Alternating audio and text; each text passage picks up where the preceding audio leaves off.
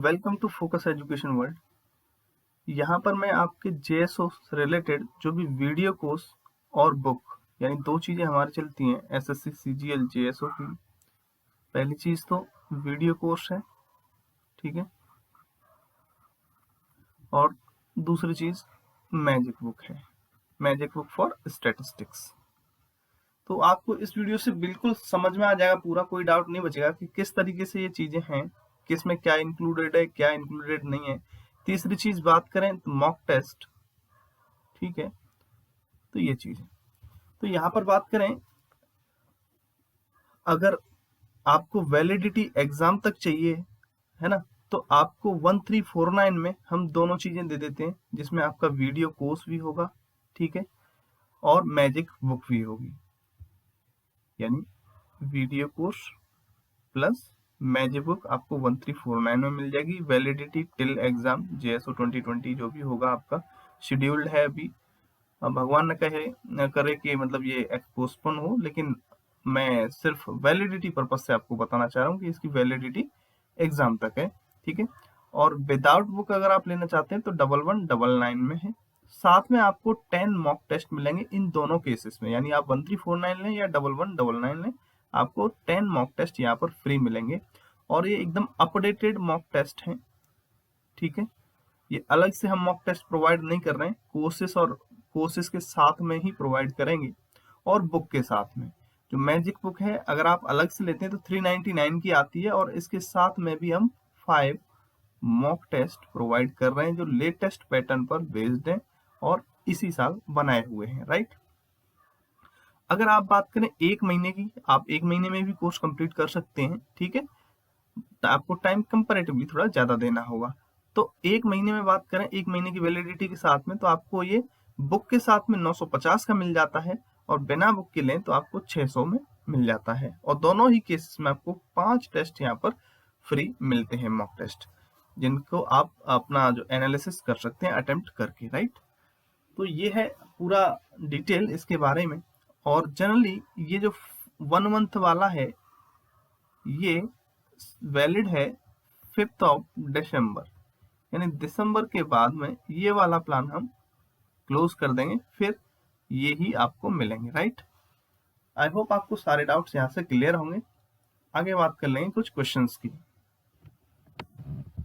फिर भी कोई डाउट बचता है या आपकी कोई भी क्वेरी है, आप ये व्हाट्सएप नंबर गिवन है, इस पे आप कांटेक्ट कर सकते हैं। आपको डिटेल्स मिल जाएंगी, सारे लिंक्स मिल जाएंगे, जो भी आपको चाहिए इन सब के लिंक्स अवेलेबल होंगे। तो आप इस पर बेझिझक व्हाट्सएप मैसेज ड्रॉप कर सकते हैं या कॉल कर सकते हैं।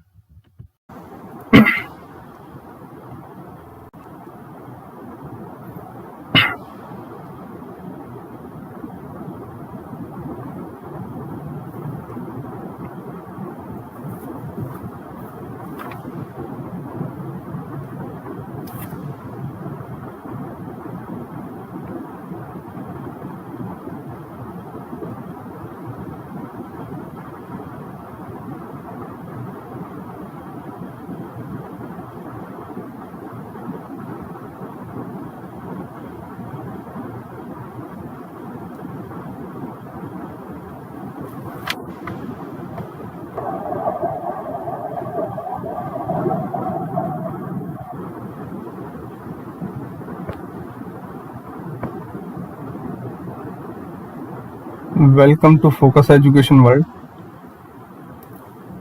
चलिए स्टार्ट करते हैं आज का लाइव सेशन। और इससे पहले जो है, अगर आपने शेयर नहीं किया हो कुछ लोगों के साथ तो शेयर कर सकते हैं, जिससे कुछ लोग जो और जुड़ना चाहते हैं वो भी जुड़ जाए, राइट। फिर जो है हम स्टार्ट करेंगे चैप्टर को विदाउट एनी डिले, राइट। ये जो मैंने अभी कुछ प्रीव्यू बताया था तो उसमें ये लिखा हुआ रह गया था कुछ, ठीक है। तो स्टार्ट करते हैं। बस स्टार्ट करने से पहले जो भी कुछ लोग और जुड़ना चाहते हैं उनके पास थोड़ा सा शेयर कर दीजिए, फिर जो हम काफ़ी जल्दी जो है स्टार्ट करने वाले हैं इसे।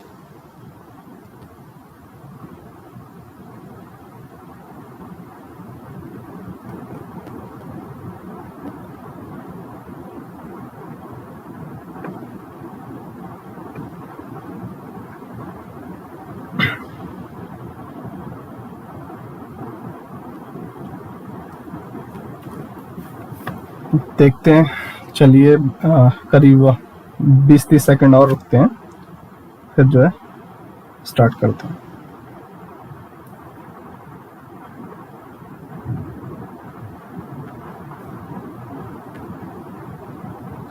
दो 3 मिनट लेट हो गया शायद मैं।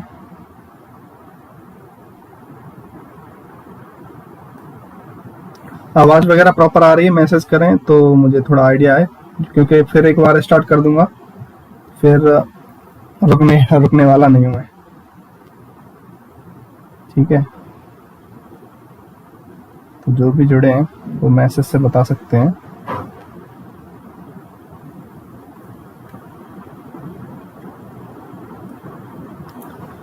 ठीक है, चलिए तो स्टार्ट करते हैं क्लास। जो लोग आएंगे जुड़ते रहेंगे, बाकी अपना काम करते हैं, राइट।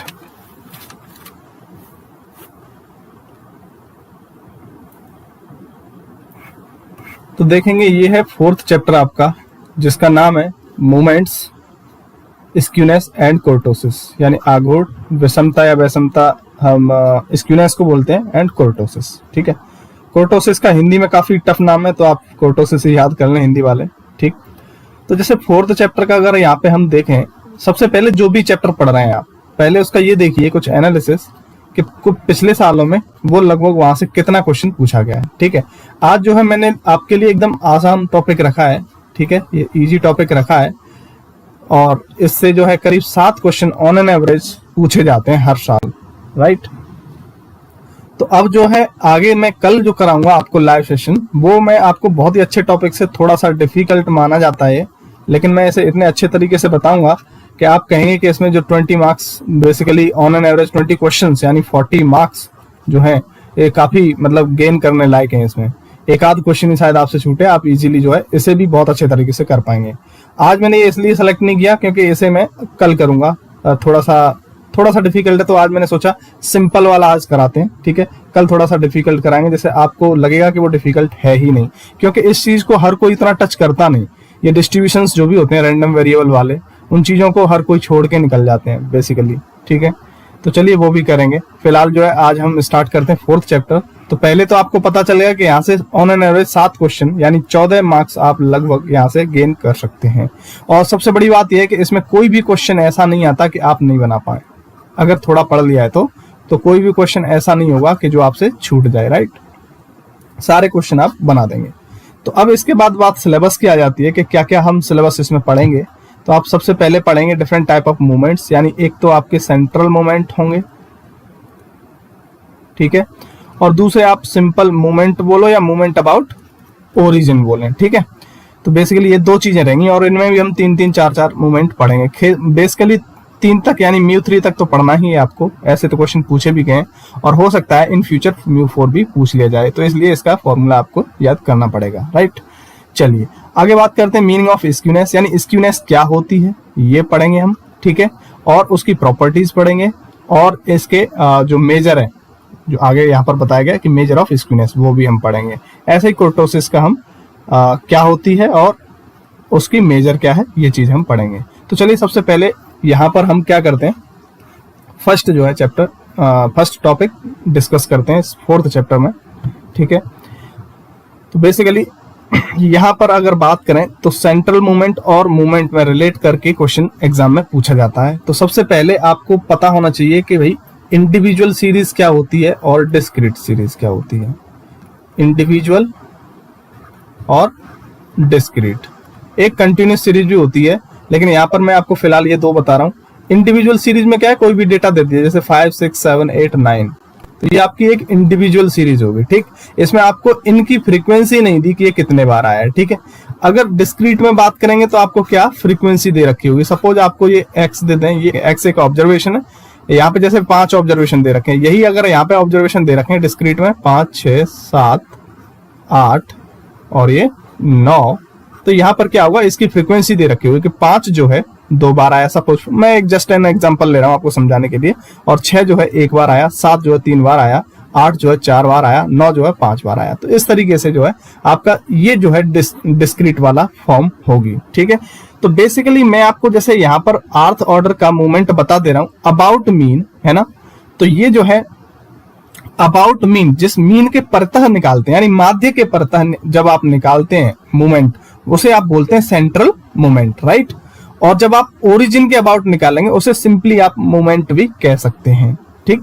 तो देखिए यहां पर फॉर्मूला जो है मैं बेसिकली डिस्क्रीट वाला बता दे रहा हूं, जैसे कैसे म्यू आर्थ ऑर्डर का आपका हो गया F x minus x bar पूरे की पावर आर अपॉन, आपका डायरेक्ट फॉर्मूला भी पूछ सकता है आर्थ ऑर्डर का, ठीक है।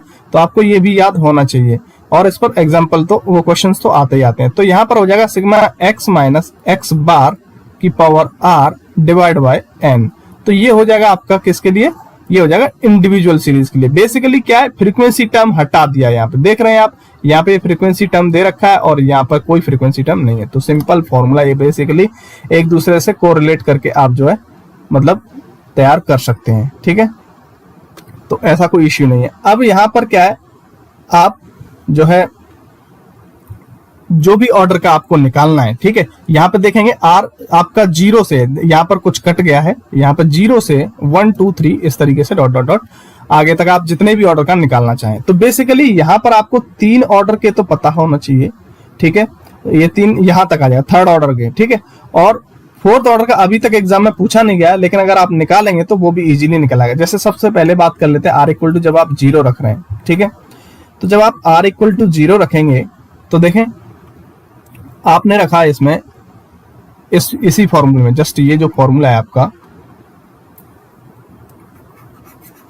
ठीक है। अब इस फॉर्मूले में जब आप r इक्वल टू 0 रखेंगे तो क्या हो जाएगा, x माइनस एक्स बार और पूरे की पावर ये 0। तो बेसिकली इतना टर्म जो है वो कितना हो जाएगा, 1 हो जाएगा, ठीक है।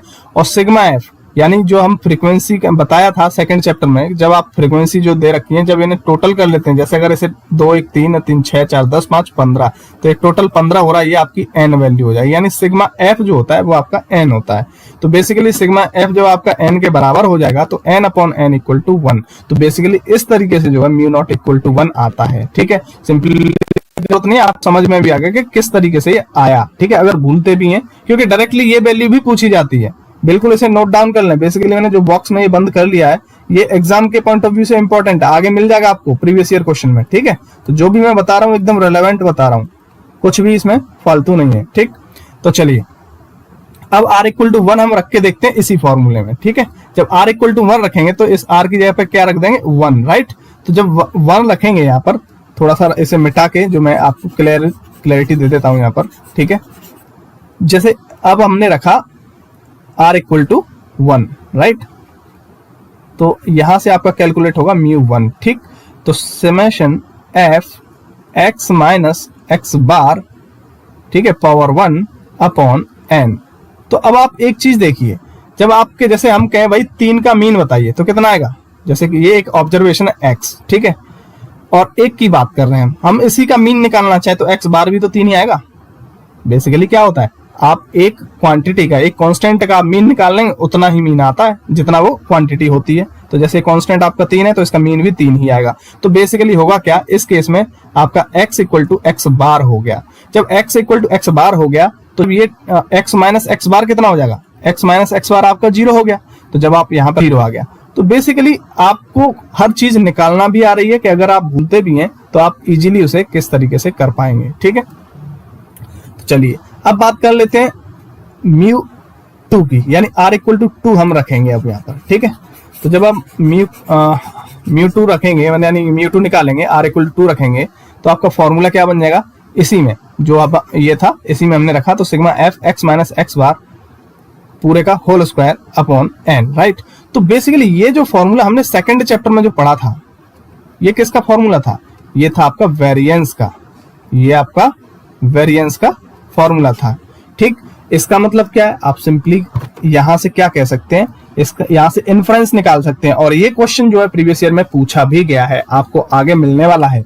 यहाँ पर आपको लग रहा है कि सिंपल ये छोटे छोटे से फॉर्मूले लिखे हुए हैं, लेकिन यहां से आप कितने भी क्वेश्चंस बना सकते हो, ठीक है। तो बेसिकली यहां से क्या हुआ कि आपका जो म्यू 2 है वही आपका वेरिएंस है, वही आपका वेरिएंस है। तो ऐसे भी पूछा जाता है, ठीक है। आपको 4 ऑप्शन दे दिए जाएंगे, कह दिया जाएगा कि म्यू 2 ही वेरिएंस है, म्यू 1 ही आपका मीन है। तो देखिए म्यू 1 मीन नहीं है तो वो वाला गलत हो जाएगा। और म्यू 2 यानी सेकंड ऑर्डर का जो मोमेंट निकाला है आपने, सेंट्रल मोमेंट, वो वेरिएंस है, तो ये सही हो जाएगा। तो आगे जो प्रीवियस ईयर क्वेश्चन है उससे आपको और पिक्चर क्लियर होगी, फिलहाल आपको ये चीजें निकालना समझा दे रहा हूं। अब ऐसे r इक्वल टू 3 रखेंगे तो μ3 आप निकालेंगे। जब μ3 निकालेंगे तो आप यहाँ पर क्या हो जाएगा, जो आपने ये फॉर्मूला पढ़ा था, यहाँ पर r इक्वल टू 3 रख दिया आपने, ठीक है, इसमें r इक्वल टू 3 रख दिया, तो आपका थर्ड ऑर्डर का सेंट्रल मोमेंट निकल आया। ऐसे ही आप फोर्थ ऑर्डर का निकालेंगे तो बस sigma f x minus x बार पावर 4 अपॉन n। तो बस फोर्थ से आगे जाने की जरूरत नहीं है, इससे आगे आपके एग्जाम में पूछा नहीं जाएगा, राइट। इस तरीके से हम थ्योरी कंप्लीट करते चलेंगे और फिर उसके बाद हम कुछ एग्जांपल करेंगे, ठीक, और फिर उसके बाद हम प्रीवियस ईयर क्वेश्चन करेंगे। एकदम सिस्टमैटिक तरीके से चलेंगे, ठीक है। और हम कोई भी क्वेश्चन उसमें, मतलब जैसे हमने कोई टॉपिक पढ़ा तो उसका कुछ भी हमसे छूटेगा नहीं, सारे कॉन्सेप्ट उसके एकदम क्लियर हो जाएंगे और एग्जाम में कोई भी क्वेश्चन अगर वहां से आता है तो आप इजीली कर पाएंगे, ठीक।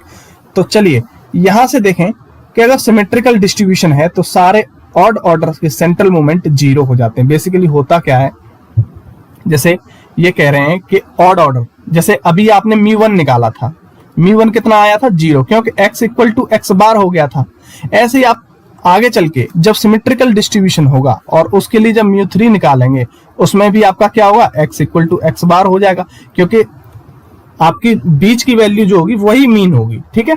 तो ऐसे केस में जो ओवरऑल जो x है वो आपका x बार के बराबर हो जाएगा। सिमेट्रिकल डिस्ट्रीब्यूशन की बात कर रहा हूँ। सिमेट्रिकल डिस्ट्रीब्यूशन मतलब जैसे आपने ये एक वेल शेप्ड रहेगा इसका, और आपने यहां से मान लो ये एक सेंटर माना है, ठीक है, सेंटर या फिर ओरिजिन, तो देखेंगे कि जैसा इधर है वैसा ही इधर है, तो इसे बोलते हैं सिमेट्रिक। और जब ये सिमेट्री में कमी होती है, सपोज आपका कुछ डायग्राम है ऐसा और यहाँ पे सेंटर है इसका, तो ये आपका सिमेट्रिक नहीं होगा, ठीक है। ये आपका क्या बोला जाएगा कि इसमें स्क्यूनेस है। स्क्यूनेस मतलब तिरछापन है, इसमें स्क्यूनेस है, ठीक। और कितनी स्क्यूनेस है, कौन सा स्क्यूनेस है, वो भी हम टाइप जो है आगे चल के पढ़ेंगे इसमें, ठीक। तो चलिए देखिए इसमें कंटिन्यू करते हैं। तो आपका ये पॉइंट जो है इस तरीके से पूछा जा सकता है कि भाई जो आपका सिमेट्रिक डिस्ट्रीब्यूशन है,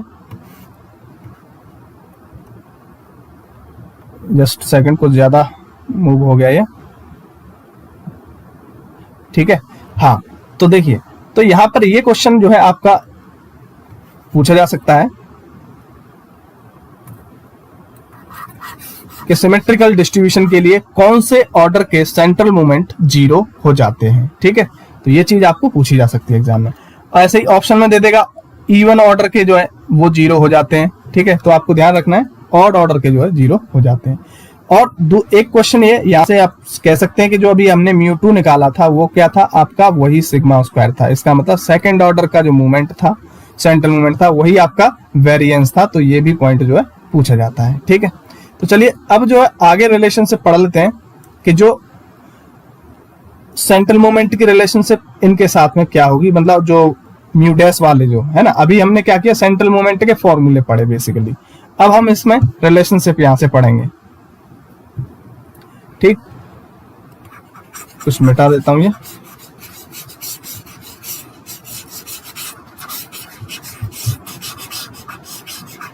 अब यहां पर बेसिकली आपको करना क्या है, यहां पर μ3 तक तो फॉर्मूले इसमें याद करना पड़ेगा। जैसे अभी आपने कैलकुलेट किया कि अगर μ0 की बात करें तो 1 आता है, μ1 की बात करें 0 आता है, तो ये रिजल्ट एक तरीके से याद कर लें, ठीक है। अब मीन की बात करें, अब मीन जो है वो क्या है, x बार जो है a प्लस μ1 है, ठीक है। और a क्या है यहाँ पर, ये आपका हिंदी में बोले तो कल्पित माध्य, ठीक है, जो आप सेकंड चैप्टर में पढ़ेंगे, ठीक है। वहां पर पढ़ा होगा कि एक अज्यूम्ड वैल्यू होती थी, अज्यूम्ड वैल्यू, अज्यूम्ड मीन, ठीक है। अज्यूम्ड मीन प्लस समथिंग μ1, ठीक है।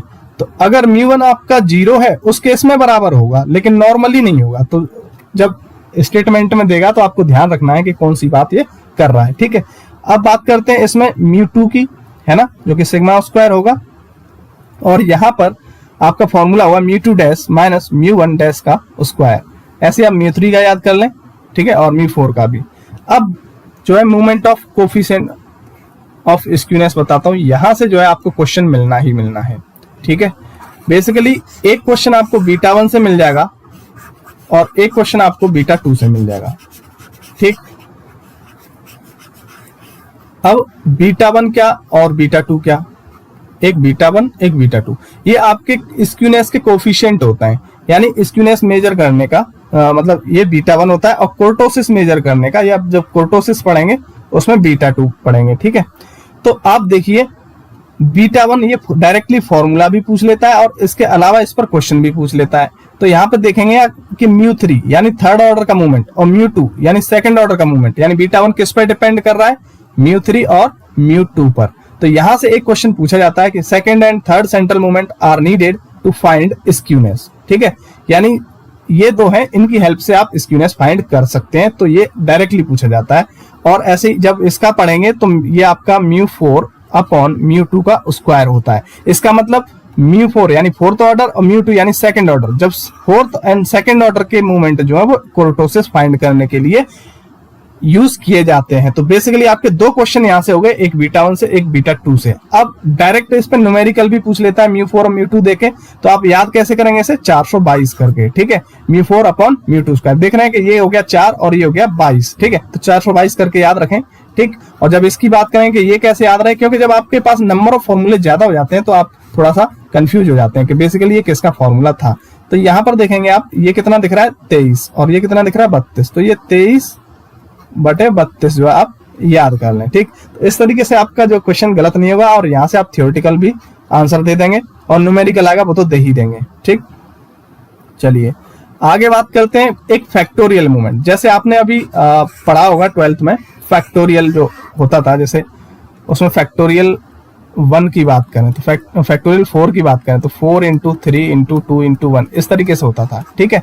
लेकिन जब इनके केस में होता है तो इसमें फैक्टोरियल का मतलब, जब यहाँ पे बात करेंगे फैक्टोरियल मूवमेंट का मतलब होता है कि समेशन ऑफ ऑल दी, जो नॉर्मल हम मूवमेंट फैक्टोरियल मूवमेंट पढ़ेंगे उसके नॉर्मल मूवमेंट का, इसका मतलब इसके जो फैक्टोरियल मूवमेंट होगा उसका समेशन ही आपका मूवमेंट अबाउट ओरिजिन कहलाएगा, यानी mu r dash equal to summation mu bracket r whole dash, right. तो यहाँ पे आर इक्वल टू 1 2 3 n। अब यहाँ से क्या है, आपको क्वेश्चन ये पूछा जा सकता है, जैसे μ2 डैश निकालना चाहे यहाँ से, तो μ2 डैश कितना निकलेगा आपका, μ2 डैश निकलेगा आपका mu bracket 2 dash plus mu bracket 1 dash, ठीक। इस तरीके से जो है यहाँ पर निकलेगा आपका। तो ये जो है एग्जाम में पूछा जा सकता है, ठीक है। और इस पर जो क्वेश्चन आए रखे हैं वो भी हम डिस्कस करेंगे यहाँ पे, ठीक। चलिए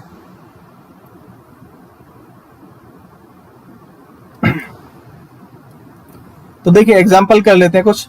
तो जो यहाँ पर क्वेश्चन ये दे रखा है μ2 dash and μ2 bracket dash and μ2 dash represent the factorial movement, यानी ये आपका फैक्टोरियल मूवमेंट है और ये आपका मूवमेंट अबाउट ओरिजिन है, ठीक। ये दोनों दे रखे हैं, कितने 2 और 3, यानी ये आपका 2 दे रखा है और ये आपका 3 दे रखा है, और μ1 ब्रैकेट डैश पूछा है, ठीक है।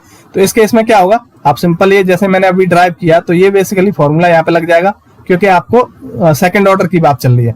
तो जब आपने रखेंगे तो ये फॉर्मूला आपका बन जाएगा, आप इसी में आप वैल्यू रख दीजिए। तो μ2 डैश आप रखेंगे कितना 2, ठीक है, μ2 डैश μ2 ब्रैकेट, एक μ2 डैश तो 3 दे रखा है तो 3 हो गया, ठीक है, इक्वल टू आपका μ2 ब्रैकेट वाला कितना दे रखा है 2 दे रखा है, तो ये हमने 2 रख दिया प्लस म्यू ब्रैकेट 1 डैश। तो यहां से आप निकालेंगे mu bracket 1 dash equal to 1, तो ये आपका आंसर आ जाएगा।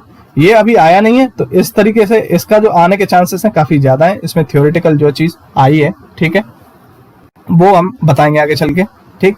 अब इसका देखें example for symmetrical distribution which one of the following correct. अभी बताया था कि सिमेट्रिकल डिस्ट्रीब्यूशन के लिए ऑड टर्म्स जो है, ऑड ऑर्डर वाले, वो 0, बी ऑप्शन करेक्ट हो जाएगा, बाकी किसी को पढ़ने की जरूरत नहीं है, ठीक है।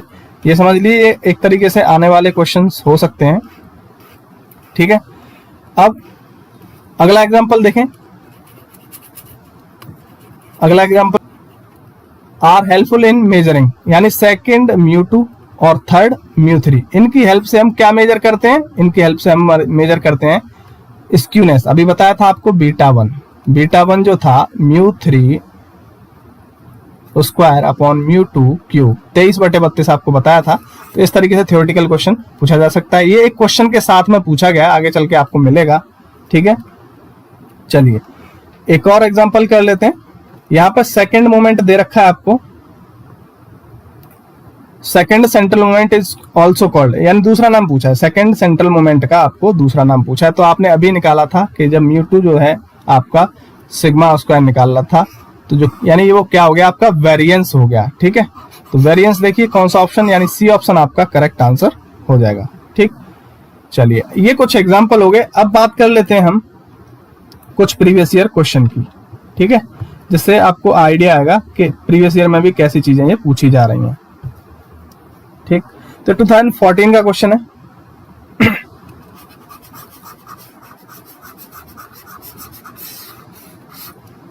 ये हम सॉल्व करते हैं, तो हम मिटा दें क्योंकि अभी आपको ई बुक का प्रीव्यू दिखाया था, तभी की टिक हो रखे हैं, मैं मिटा नहीं पाया था।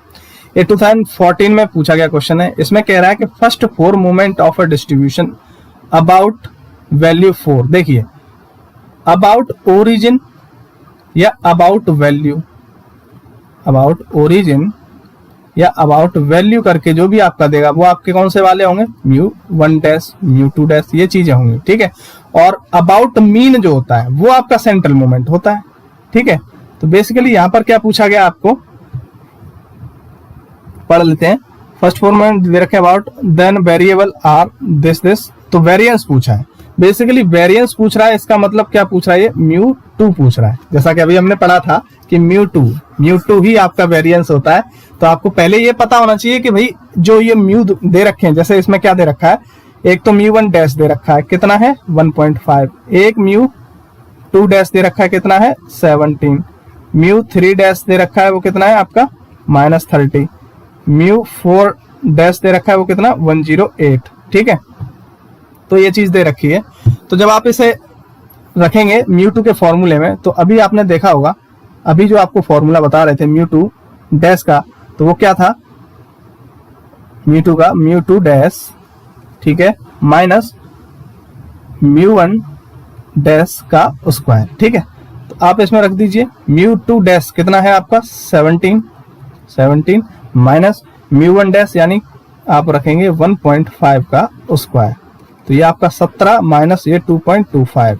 ठीक, तो कितना आ जाएगा 14.75, ये आपका आंसर आ जाएगा, यानी सी ऑप्शन आपका करेक्ट आंसर होगा। ठीक है, आई होप आपको क्लियर हो रहा होगा कि किस तरीके से चीजें चल रही हैं। ठीक है, बाकी आपका कोई भी डाउट होगा वो अभी थोड़ा बाद में डिस्कस कर लेंगे, पहले जो है क्वेश्चंस कर लेते हैं। ठीक, तो देखिए अब जो अगला क्वेश्चन है उसमें कह रहा है फर्स्ट 4 मोमेंट ऑफ डिस्ट्रीब्यूशन, यानी एक तरीके से आप देख रहे हैं कि ये 2014 में जो पूछा गया था क्वेश्चन, वही क्वेश्चन एक तरीके से 2018 में पूछ लिया, बस क्या अंतर चेंज कर दिया है, बस यहाँ पे थर्ड पूछ रहा है।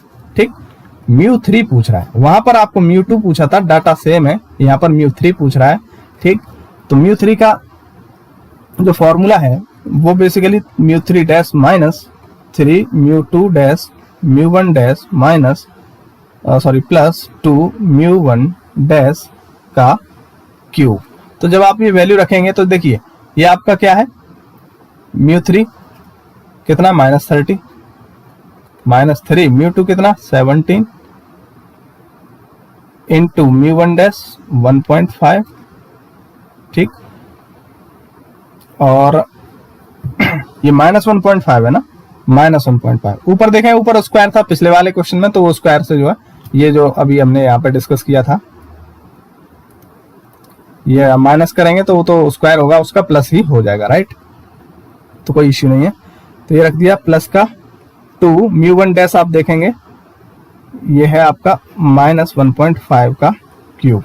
ठीक है, तो जब आप इसे सिंप्लीफाई करेंगे तो आपका जो आंसर आएगा 39.75 आ जाएगा। ठीक है, तो चलिए इस तरीके से जो है आप एक तो इन पे बेस्ड, एक तो थ्योरेटिकल क्वेश्चंस भी पूछे जाते हैं। ठीक है, तो थ्योरेटिकल मैंने बता दिया कैसे उनसे निकाले जा सकते हैं, कैसे कैसे मतलब क्वेश्चन पूछा जा सकता है, और न्यूमेरिकल की बात करें तो इस तरीके से क्वेश्चन पूछा जाता है। ठीक है, तो अब देखिए, ये देखिए अभी हम पढ़ रहे थे पीछे, मैंने बताया था फैक्टोरियल वाले जो आपको रिलेशन जो बताया था। ठीक है, तो फैक्टोरियल वाले में रिलेशन मैंने आपको बताया था μr dash equal to summation μr dash, ये बताया था।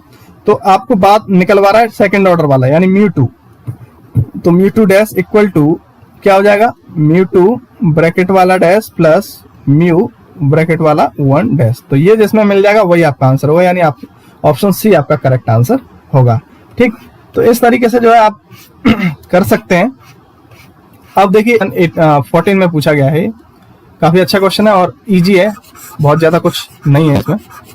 ठीक है, तो देखिए एक वेरिएबल दे रखा है जिसमें 5 वैल्यू 5 5 8 8 9, इसका थर्ड ऑर्डर सेंट्रल मूवमेंट पूछा है, यानी μ3 पूछा है।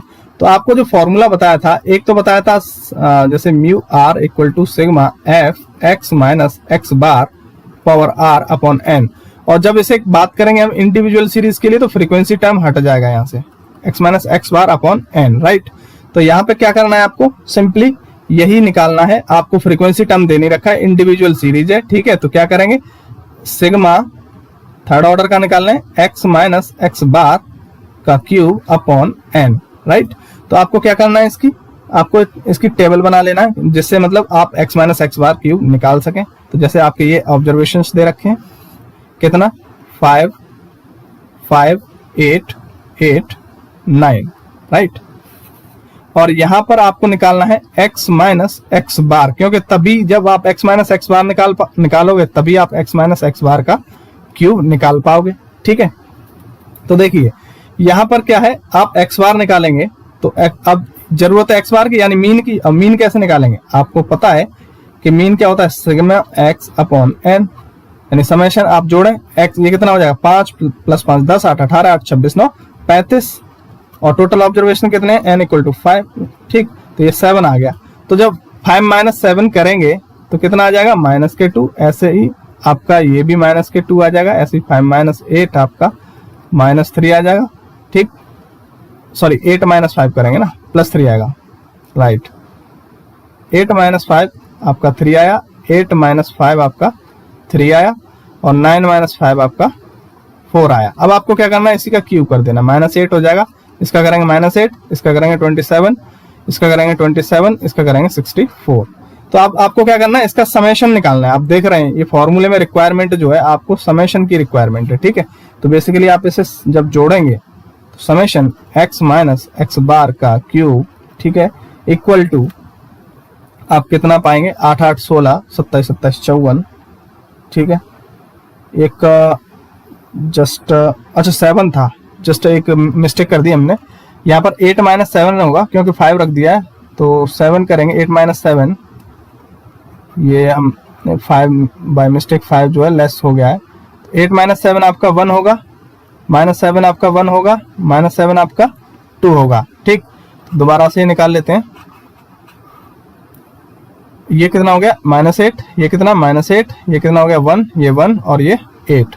तो आप देखेंगे ये कितना आ गया, माइनस के 6 आ गया, ठीक।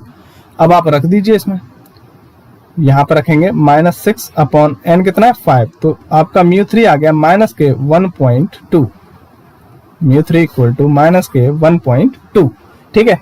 तो ज्यादा कुछ नहीं था, बस आपको सिंपली एक चीज कैलकुलेट करनी थी, x माइनस एक्स बार का होल क्यूब आपको कैलकुलेट करना था, ठीक। जब आप ये कर लेंगे तो क्वेश्चन आपका सॉल्व हो गया, ठीक। चलिए ऐसे ही आप एक और क्वेश्चन करेंगे हम।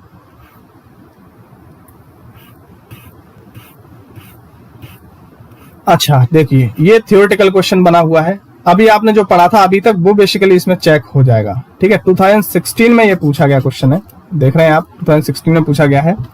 यहाँ पे ये बोल रहा है कि first central movement is the mean.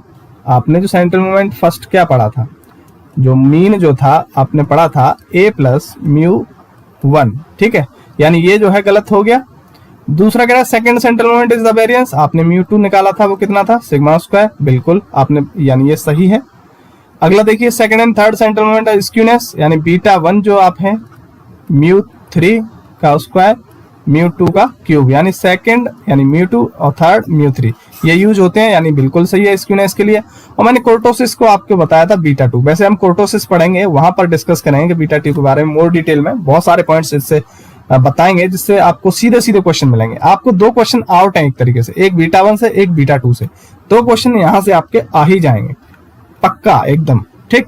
तो देखिए जो β2 है वो क्या है आपका μ4 अपॉन μ2 का स्क्वायर, यानी सेकंड यानी μ2 और फोर्थ μ4, इन दोनों पे डिपेंड कर रही है कोर्टोसिस, यानी आपका ये भी सही, ये भी सही, ये भी सही, ये गलत। पूछा क्या है आपके क्वेश्चन में, पूछ रहा है कौन सा इनकरेक्ट है, यानी ऑप्शन ए आपका आंसर हो जाएगा। ठीक है, तो इस तरीके से आप जब चीजें क्लियर करी हैं तो आपका जो कोई भी क्वेश्चन जो है नहीं छूटेगा और इस तरीके से आप जो इजीली क्वेश्चन कर पाएंगे। ठीक है, अब देखें यहाँ पर ये क्वेश्चन देखें 2016 में पूछा गया है।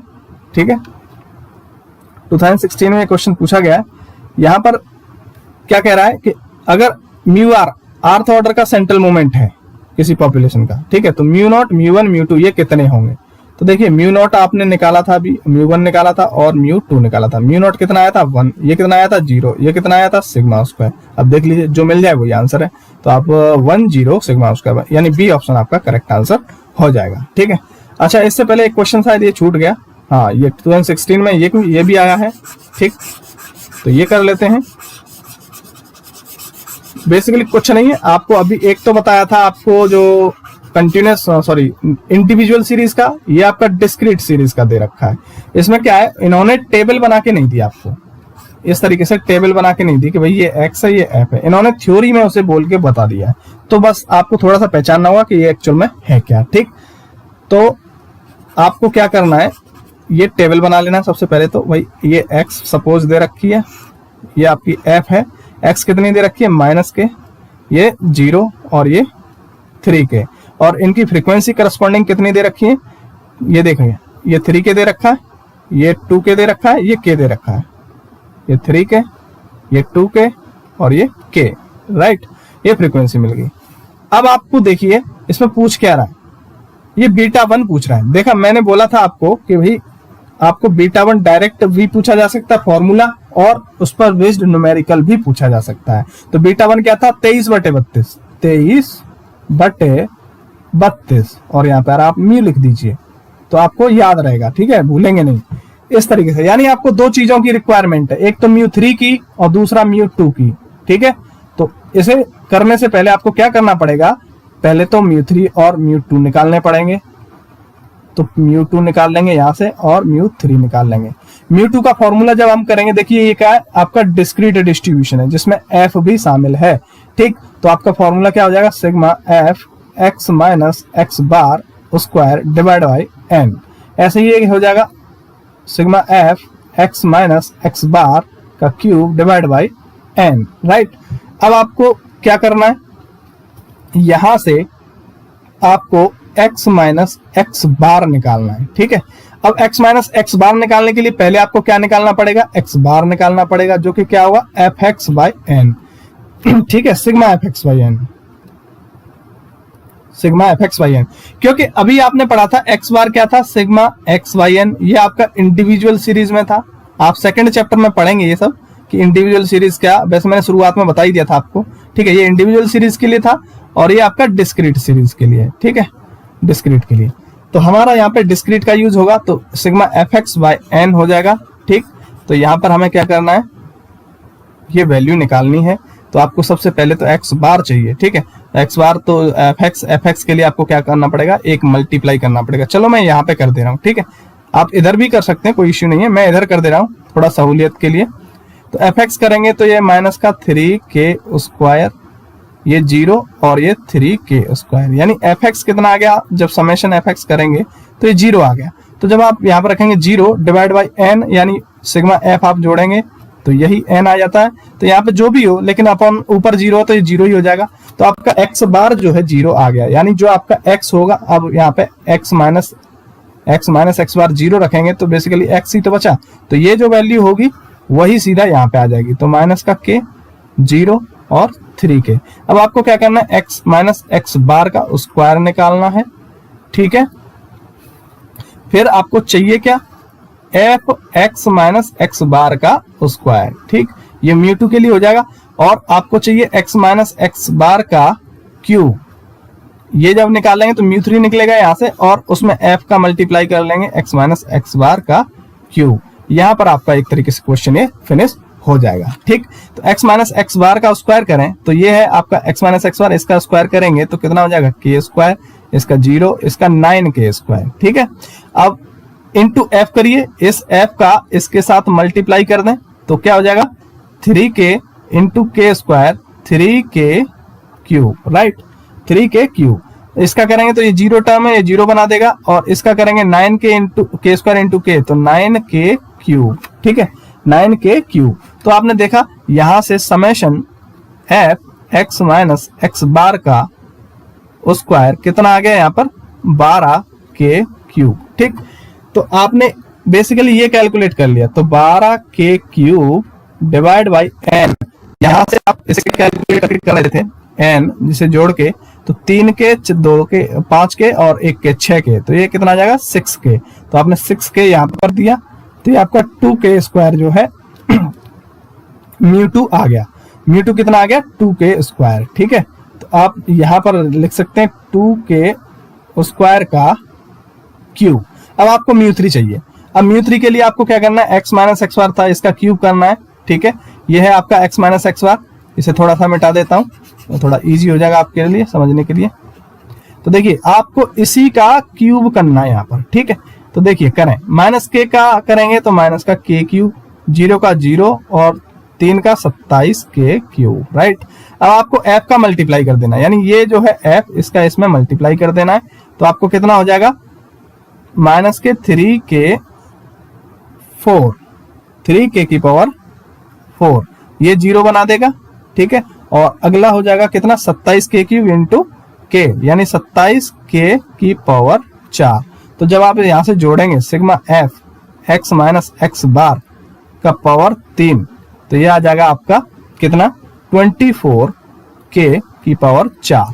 तो अब आप यहां पर रख दीजिए, ये कितना आ गया 24k की पावर 4 डिवाइड बाई n, कितना आया आपका n यहां से आपने निकाला ही था 6k। तो देखिए ये कितना आएगा 4k क्यूब, ठीक है। 4k क्यूब जो है आपका म्यू3 आ गया। अब आपको यहां पर रख देना है 4k क्यूब का स्क्वायर, ठीक। जब आप फर्दर सिंप्लीफाई करेंगे तो 4 चौके 16 k की पावर 6 बटे 2 का 8 हो जाएगा और k की पावर 6, तो ये 6 8 दूने 16, यानी इसका आंसर आ गया 2। आपका कौन सा बी ऑप्शन आपका करेक्ट आंसर होगा। तो बेसिकली जो मैं आपको समझा रहा हूं इसमें, इस वजह से आपको लग रहा है कि इतना कुछ हो गया, हालांकि थोड़ा लेंथी क्वेश्चन तो है, लेकिन जब आप एक दो बार कर लेंगे तो बहुत जल्दी ये क्वेश्चन हो जाएगा। आई होप आपको समझ में आ गया होगा। फिर समझा देता हूं बेसिकली क्या है यहाँ पे, इसने क्या जो क्वेश्चन है, क्वेश्चन में इसने थ्योरी बना के दे दिया है, ठीक है। आपको डायरेक्ट ऐसे मतलब टेबल नहीं दिया, जैसे डायरेक्ट ऐसे टेबल दे देते ना कि एक x का टर्म एक f का टर्म, ऐसे करके नहीं दिया। इसे ऐसे भी दे सकता था, तब भी ऐसे ही होता है ये क्वेश्चन, ठीक है। तो बस आपको समझना है कि क्या फ्रीक्वेंसी दे रहा है उसके साथ, जैसे ये इसने ऑब्जर्वेशंस दे रखे और यहाँ पर ये आपको फ्रीक्वेंसी टर्म्स दे रखे। तो बस आपने क्या करा, सबसे पहले ये ऑब्जर्वेशन लिखे, फिर उसका फ्रीक्वेंसी टेबल लिखा, ठीक है। आप देख रहे होंगे यहाँ पर ये जो मैंने किया, यहाँ पर आपने x लिखा ऑब्जर्वेशन, ये उसका फ्रीक्वेंसी टर्म लिखा, ठीक। अब आपको चाहिए क्या, पूछा क्या बीटा ने, बीटा 1, कभी कभी बीटा 1 को ये b1 भी बोल देते हैं, तो आपको कंफ्यूज नहीं होना है। बस क्या है कि वो डिफरेंट नोटेशन अलग अलग बुक्स में दे रखे हैं, तो एसएससी में जो है b1 नाम से एक बार पूछा यही क्वेश्चन और एक बार बीटा 1 नाम से पूछा है। बहुत सिंपल, कहीं से उठा लेते हैं और ज्यादा उस पर रिसर्च नहीं करते। और लेकिन मेन चीज ये है कोफिशिएंट ऑफ स्क्यूनेस, जब आप पढ़ेंगे तो आपको आइडिया आ जाएगा b1 या बीटा 1 एक ही बात है, मतलब एक ही का रिप्रेजेंटेशन है, ठीक। तो बस आपको ये फॉर्मूला पता था बीटा 1, और इसके लिए आपने जो भी रिक्वायरमेंट थी म्यू3 और म्यू2 दोनों कैलकुलेट किया और आंसर निकल आया। इसमें कोई डाउट बचा नहीं होगा, ठीक है। इसके बाद हम पढ़ेंगे इसके बाद हम पढ़ने वाले मीनिंग ऑफ स्क्यूनेस एंड कोर्टोसिस, यानी दूसरा चैप्टर, मतलब इसी चैप्टर में दूसरा टॉपिक हम जो है पढ़ने वाले हैं। और अभी एक काम कर लेते हैं, अगर इसी टॉपिक में अभी जो छूटा है उस टॉपिक में अगर कोई डाउट है तो वो हम डिस्कस कर लेते हैं अभी, ठीक है।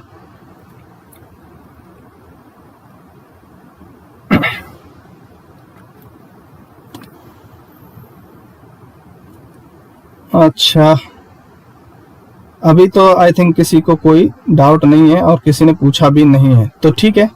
एक काम कर लेते हैं, थोड़ा सा और आगे पढ़ लेते हैं हम, ठीक। देखिए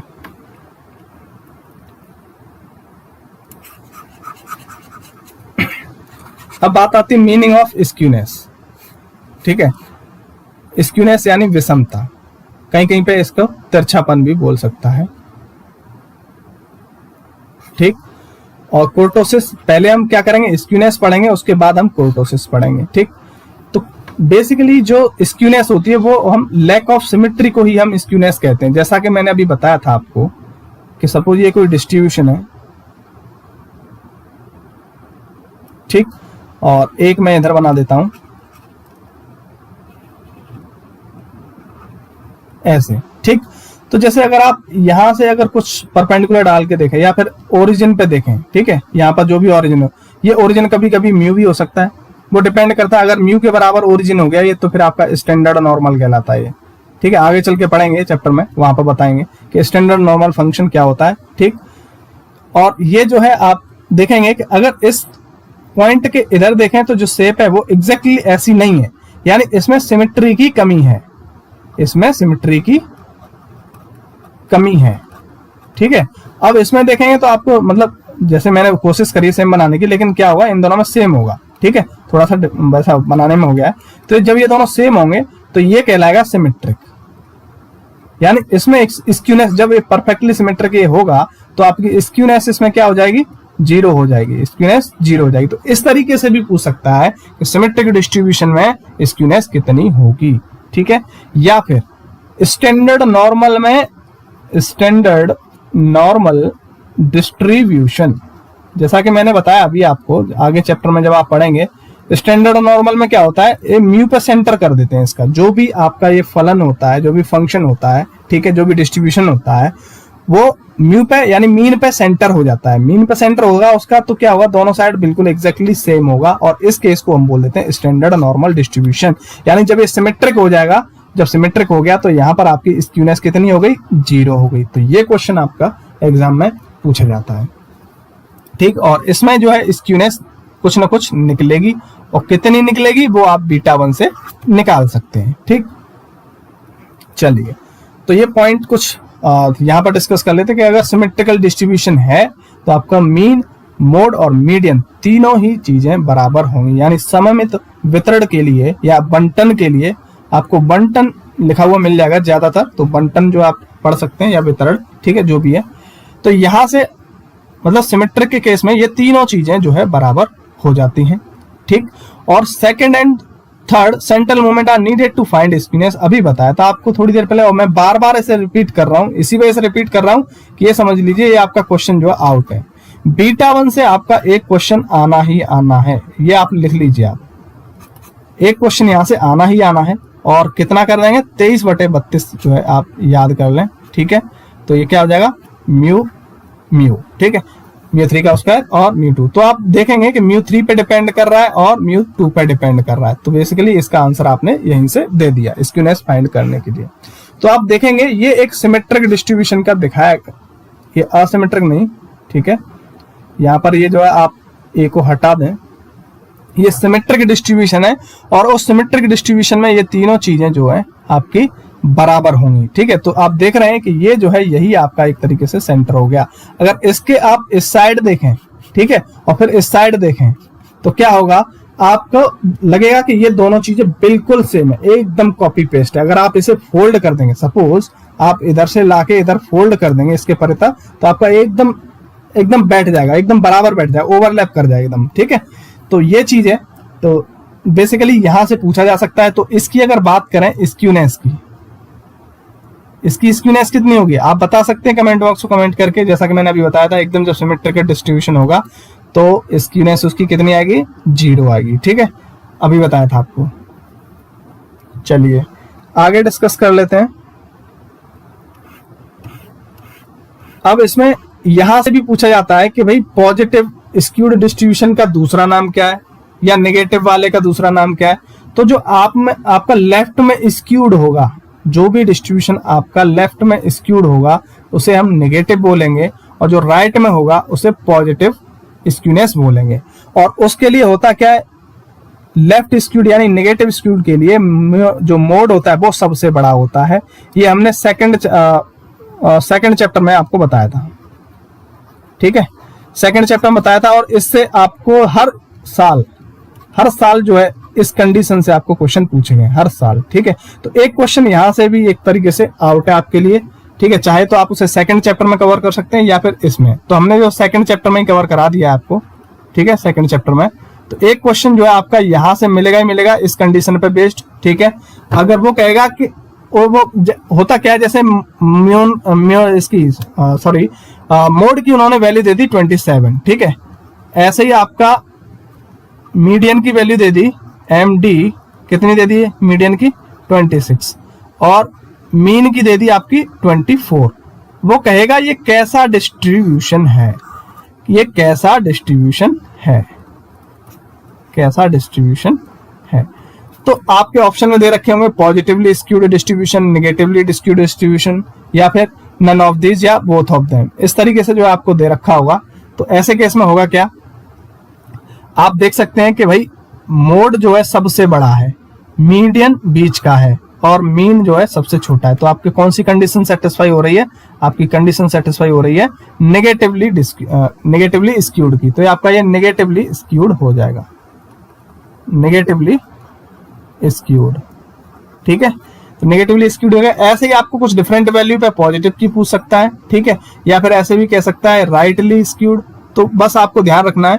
और यहां पर एक चीज कॉमन आप देख सकते हैं कि देखिए मीडियन जो है वो आपकी एक जगह पे फिक्स है, देख रहे हो आपकी। मैंने सेकंड चैप्टर में आपको बताया था कि आप पॉजिटिव वाला याद कर लें कि भाई पॉजिटिव में मीन सबसे बड़ा होगा, MP करके, या जो भी है, जो भी तरीका है, मीन पॉजिटिव इस तरीके से, मतलब मीन सबसे बड़ा होगा पॉजिटिव में। तो मीन हो गया, बीच में मीडियन तो रहनी है, फिर आपका मोड हो जाएगा सबसे छोटा। जब नेगेटिव की बात आएगी तो इन्हें एक्सचेंज कर दीजिए आप, ठीक है, इन्हें एक्सचेंज कर दीजिए, मीन को इधर कर दीजिए और मोड को ये याद हो जाएगा, ठीक है। अब इस पर क्वेश्चन जो है नेक्स्ट जो है लाइव सेशन में कर लेंगे, या फिर जो है आज के लिए इतना जो है डेमो आई थिंक काफी है। चलो थोड़ा सा कोर्टोसिस और बता देता हूं, उसके बाद जो कुछ क्वेश्चन बचेंगे बाद में कर लेंगे क्योंकि काफी लंबा लाइव सेशन हो जाएगा। तो जैसे अभी आपने देखा स्क्यूनेस क्या थी, वो आपकी लैक ऑफ सिमेट्री थी। स्क्यूनेस अभी जो पढ़ रहे थे वो क्या था, लैक ऑफ सिमेट्री, ठीक।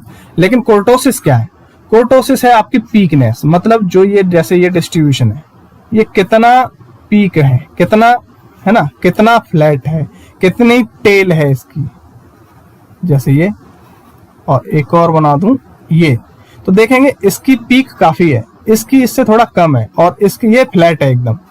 तो बेसिकली क्या है, ऐसे पूछा जा सकता है कोर्टोसिस क्या मेजर करता है, फ्लैटनेस मेजर करता है। कोर्टोसिस क्या मेजर करता है, टेल्डनेस मेजर करता है, यानी पीकडनेस मेजर करता है, यानी ये शेप ऑफ डिस्ट्रीब्यूशन बता रहा है, शेप ऑफ डिस्ट्रीब्यूशन बता रहा है। तो बेसिकली जब आपको ये डायग्राम से एकदम क्लियर होंगे कि भाई कैसे क्या है, कोर्टोसिस क्या है, स्क्यूनेस क्या है, तो आप जो है सारे क्वेश्चंस यहाँ से इजीली आंसर कर सकते हो, ठीक है। आपको कोई प्रॉब्लम यहाँ पे आएगी नहीं। और सिंपल क्या है, आपको एक बार ये कोई समझा दिया, आप फिर सबसे अच्छी बात यह है कि आप इसे भूलने ही वाले नहीं है, क्योंकि बहुत ज्यादा टफ ये चीज है नहीं। जब आप कहीं से ये कलेक्शन करेंगे तो उसमें थोड़ा ज्यादा टाइम लग जाएगा, ठीक है, कलेक्ट करने में, फिर क्वेश्चन करने में, लेकिन यहाँ पर आपको सब चीज एक ही जगह मिल जा रही है। प्रीवियस ईयर क्वेश्चन, एग्जाम्पल, ये सब चीजें वहीं पे मिल जा रही हैं।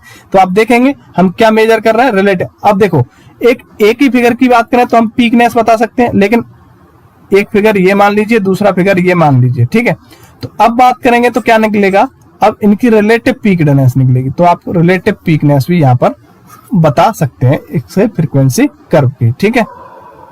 यानी कोर्टोसिस आवृत्ति वक्र के सापेक्ष नुकीलेपन का एक माप है, ठीक। ये हमें टेल्डनेस बता रहा है, पीकनेस, ये सब क्लियर हो ही गया। शेप ऑफ डिस्ट्रीब्यूशन बता रहा है, बहुत बढ़िया। आप आई होप आपको क्लियर होगा, ठीक है। चलिए अब देखिए कॉन्वेक्सिटी बेसिकली क्या है, ये आपकी कॉन्वेक्सिटी को ही तो बता रहा है। कॉन्वेक्सिटी की क्या होती है, जो मतलब कितना आपका टेल्ड है, कितना फ्लैट है, यही चीज है ना। तो आपकी कॉन्वेक्सिटी भी यही बता रहा है। तो कॉन्वेक्सिटी करके भी पूछा जा सकता है थ्योरेटिकल क्वेश्चन में, ये भी आपका आंसर हो जाएगा। सेकंड एंड फोर्थ, जैसे कि कोर्टोसिस को फाइंड करने के लिए, यानी β2 जो हम आगे मेजर ऑफ कोर्टोसिस पढ़ेंगे, मेजर ऑफ कोर्टोसिस जब हम पढ़ेंगे तो उसमें हम पढ़ेंगे कि भाई β2 जो है इसे मेजर करने के लिए यूज होता है, और इसका फॉर्मूला 422 जैसे अभी आपको बताया था, ठीक है। तो μ4 और μ2 का स्क्वायर। तो क्या हो रहा है, आपका μ2 यानी फोर्थ और μ2 सेकंड ऑर्डर का, ये दोनों जो है कोर्टोसिस को पता करने में यूज होते हैं, ठीक है। तो इस तरीके से जो है और इसके क्वेश्चन जो हम करेंगे, फिलहाल इसको जैसे हमने पहला इसमें दो तीन चैप्टर मतलब टॉपिक कर लिए। सबसे पहले आपको मूवमेंट्स बताए थे, ठीक है। उसके बाद हमने आपको कुछ स्क्यूनेस बताया और उसके बाद कोर्टोसिस। तो बेसिकली मूवमेंट में हमने आपको सारे क्वेश्चंस भी करा दिए, प्रीवियस ईयर के जितने भी क्वेश्चन थे, ठीक है। प्रीवियस ईयर क्वेश्चन जो भी थे वो हमने बता दिए और एग्जांपल भी बता दिया, और क्या क्या पॉसिबिलिटी आगे क्वेश्चन बनने की वो भी हमने बता दिया, ठीक है। ऐसे ही अब जो है आगे जो है हम करने वाले हैं स्क्यूनेस एंड कोर्टोसिस के इसी तरीके से सारे क्वेश्चंस, ठीक है। तो आज जो है यहीं पर क्लोज करते हैं। बाकी अभी कोई डाउट हो तो वो पूछ सकते हैं। लगभग 1 घंटा होने जा रहा है, तो जो है फिलहाल यहीं पे क्लोज करते हैं। बाकी कोई डाउट अभी ऐसा कुछ लग नहीं रहा, तो बाकी पढ़ते रहिए और all the best for your exam और प्रिपेयर करते रहिए। और यहाँ पर आज का लाइव सेशन यहीं पर फिनिश करते हैं। Thanks for watching, like share and subscribe अगर आपसे, ठीक है। चलिए क्लोज करते हैं, राइट।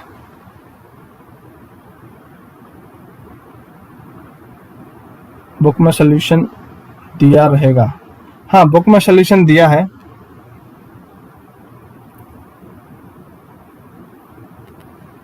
बुक में सोल्यूशन दिया है, ठीक है। और कोई डाउट अगर है तो 2-4 मिनट रुक जाते हैं, डाउट वगैरह क्लियर कर लेते हैं, पानी वानी पी लेते हैं। आप भी पी लीजिए, आपको भी काफी टाइम से आप हैं।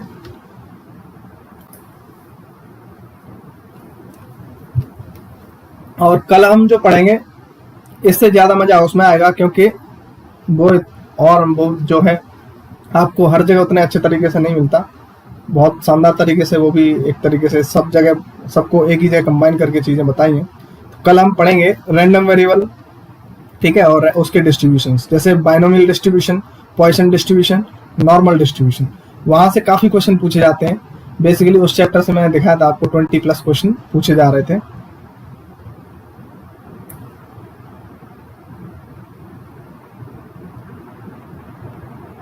चलो बहुत बहुत धन्यवाद, आपको अच्छा लगा, आप शुरू से बने रहे तो आपको पूरा मजा आया होगा।